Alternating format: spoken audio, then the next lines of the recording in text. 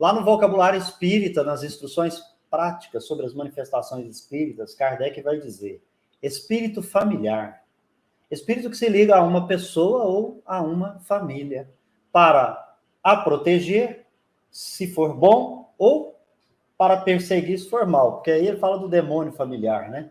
O espírito familiar não necessitava ser evocado, acha-se sempre presente, responde instantaneamente ao apelo que lhe faça. Muitas vezes manifesta sua presença por sinais sensíveis.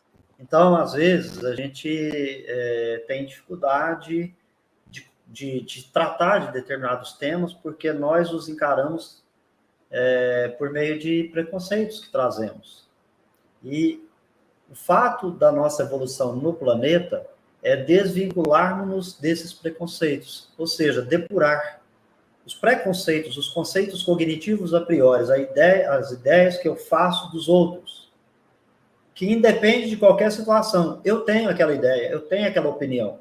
Mas se você perguntar assim, você fundamenta essa opinião de que maneira? O que você usa e qual o critério científico para fundamentar a sua opinião?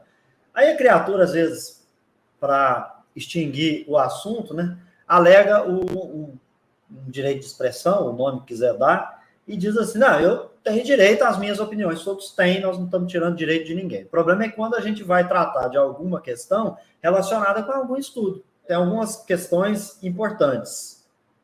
Kardec tinha um espírito protetor. Ele conversa no dia 11 de setembro do ano de 1855, na casa do senhor Baudin, sendo médium a senhora esposa dele, e há uns questionamentos para o espírito Zéfiro, e vai explicar para ele o que seria um espírito protetor, e Kardec até diz assim, né?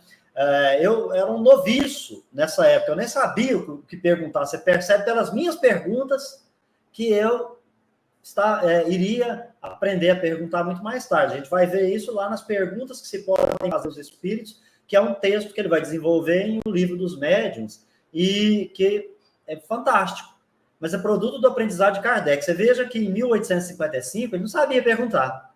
Ele faz algumas perguntas para o Zéfiro, e o Zéfiro vai instruindo ali à medida que é possível. Depois, em 56, na casa ainda do senhor Baudin, sendo médium a senhora Baudin, e aí ele fala do guia espiritual. E o guia espiritual vai dizer assim: para ti, chamar-me-ei a verdade. Então, a primeira coisa, o espírito da verdade é um espírito. Aliás, é o espírito. É o espírito que vai organizar o projeto no mundo espiritual. Kardec faz a organização no mundo material. As manifestações, né?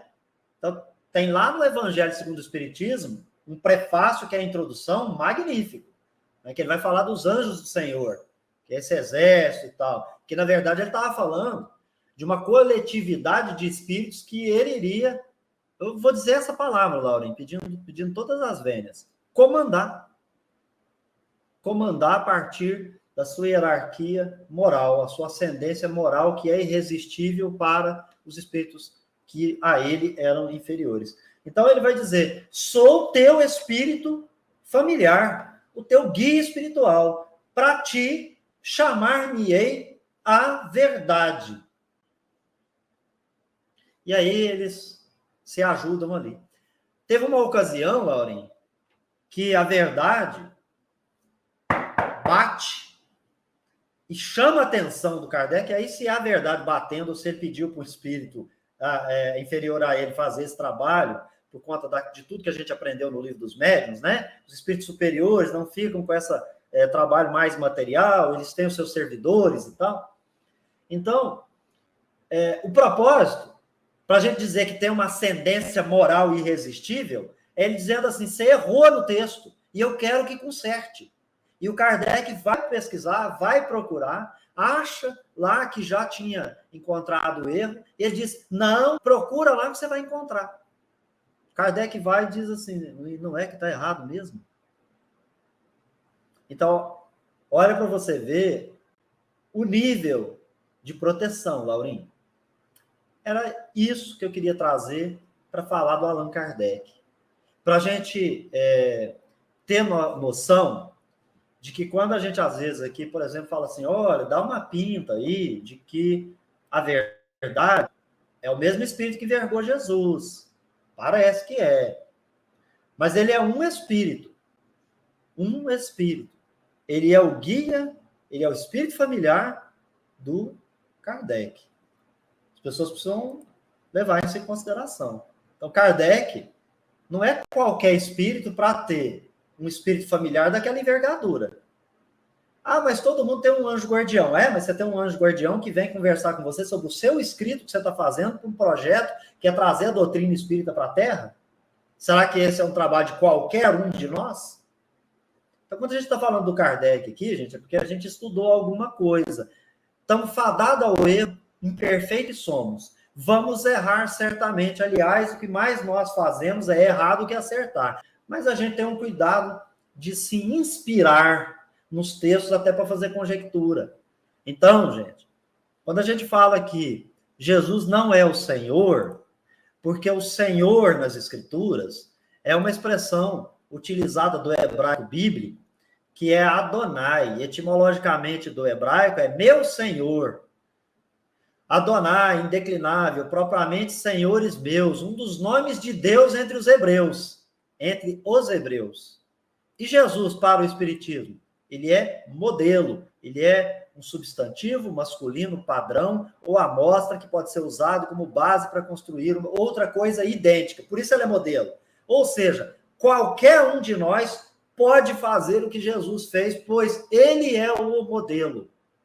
Ele é o modelo de paciência, resignação, de pagar o mal que ele recebe com o bem, abnegado de si para com os outros. Tem toda a ideia do ato do dever. E aí perguntaria, né? Se a gente não conseguir alcançar Jesus como modelo, eu não teria os espíritos que foram para Júpiter, como o Mozart, como Bernard Palissy, e como tem aquelas demonstrações de que parece que lá é um planeta superior, pelo menos ao da Terra. Não sei qual a opinião do Lauro. E para finalizar a minha fala, Senhor é aquele que possui algo, é dono, é proprietário, tem autoridade como rei, imperador, soberano e chefe.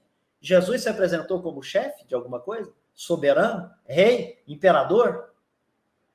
Gente, cuidado com o texto. Fala assim, quando ele voltar na sua majestade, que para o espiritismo Jesus nunca foi, ele é espírito, ele está aqui do lado.